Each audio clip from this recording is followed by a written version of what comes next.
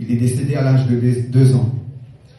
Et lorsqu'il est décédé, ma mère était tellement triste qu'elle a fait une prière. Et cette prière-là, eh bien, c'était... Elle ne connaissait pas encore le Seigneur. Mais dans le monde, mon père buvait beaucoup. Et lorsque mon frère est décédé, ma mère a fait une prière, eh bien, demander à Dieu de combler son cœur.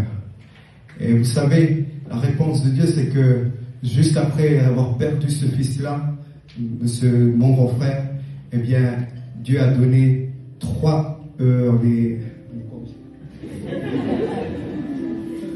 4 autres fils à elle. Voilà. C'est pour te dire, peut-être que tu as perdu quelqu'un au cours de vous.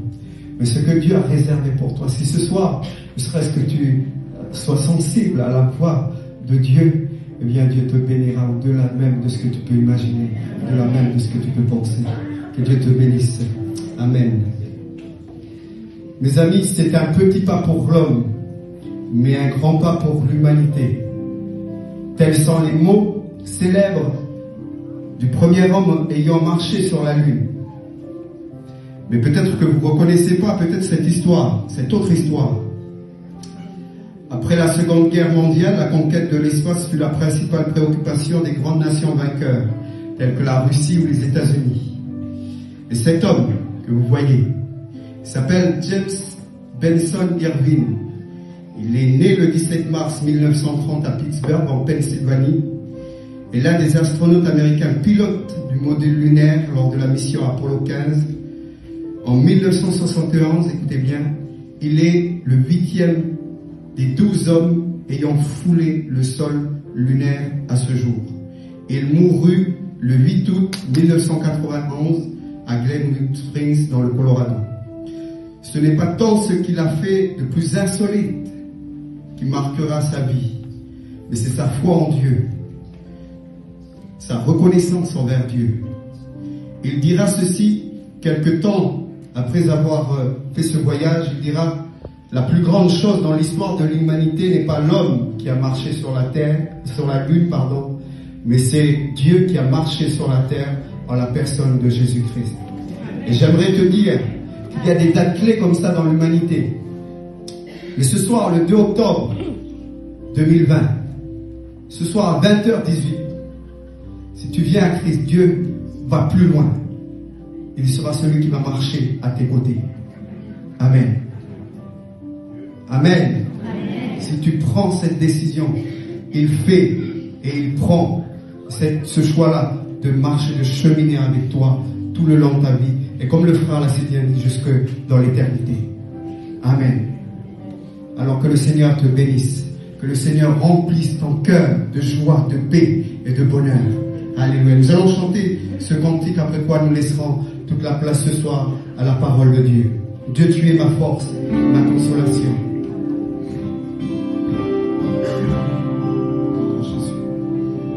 Dieu, tu es ma force, ma consolation.